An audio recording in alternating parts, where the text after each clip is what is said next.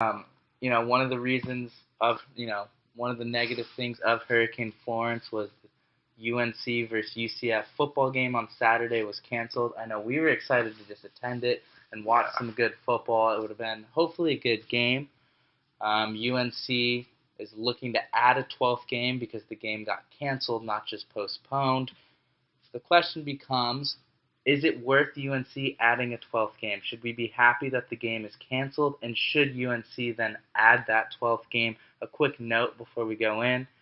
If UNC does not add a 12th game, Chaz Surratt and the other players that were suspended 4 games would only be suspended 3 because it is based on 30% of the season, and 30% of the season of 11 games is 3, whereas 12 would be 4. So if they add a 12th game, that means Chaz Surratt would then miss 4 games and the other players that were suspended 4 games. So, David, should we be happy that the game is canceled?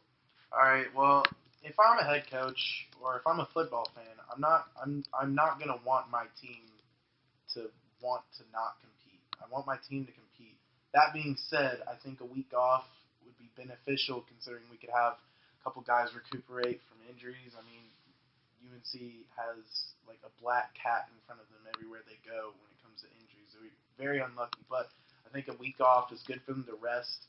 But I want a 12th game. I want my team to compete. I want to watch more football. I don't think anyone should ever be like, yeah, we got a game canceled. We can take a break. I mean, yeah, good to get rested up, but I want to see my team put an effort forth to be able to play some more games. That also, I mean, you just want to get these guys reps, like working these extra guys that could be fitting in the rotation next year even. So you just want more opportunity to see your guys compete on the field. I mean, I agree with David. As a football team and as a coach, you want that 12th game. You want to play as many games as possible, and you want to go out there and compete. But there's also part of me, in the more real side, that UNC football needs to get some W's. They've lost their first 2 games, one against ECU and the other against Cal, not 2 great football teams, and the third one would have been against a top 25 opponent in UCF, and the way the team was playing is it could have easily have been the worst blowout of the year, right? I mean, it's the first ranked team that they're playing, albeit it would be at home, but you don't know. UNC needs some moral victories. They need some just straight-up victories, and I think if they're able to schedule a 12th game and turn a game that would have been a loss into a win, that could go a long way. Because right now, it's tough to recruit kids when you're just racking up these L's. You need to show them some wins. If you show them 7, 8 wins, it's going to be a lot easier to recruit them than if you show them 2 straight seasons with 3 wins, or 2 wins, or 4 wins, or whatever the case may be. So I think as a coach and player, you want to play, but it might actually help them. Now, in respect with the 11th and 12th game, it's probably not a great idea if UNC adds that 12th game looking from this perspective. Right now, UNC has Pittsburgh. They've already played Cal and Eastern Carolina, so that would have been the 3 games that Chaz Surratt has been suspended.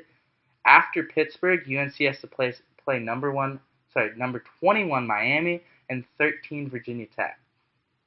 So if they add a 12th game between now, that means Chaz Surratt would then miss a game on the road against Miami. I think you want your starting quarterback there on the road against Miami. So if you add a 12th game, he's out for that game. That game could get ugly with Nate Elliott at quarterback. So as a player and as a coach, you want to add that 12th game. You want to get your guys as many games as possible. But if you're looking from the outside, I think you might be happy that this UCF game got canceled. And if they do add a 12th game, then great. Hopefully it's a nice victory that the Tar Heels can get to help use as a platform to then recruit in the future. And if they don't, well, now Chaz Surratt can play against Miami on the road.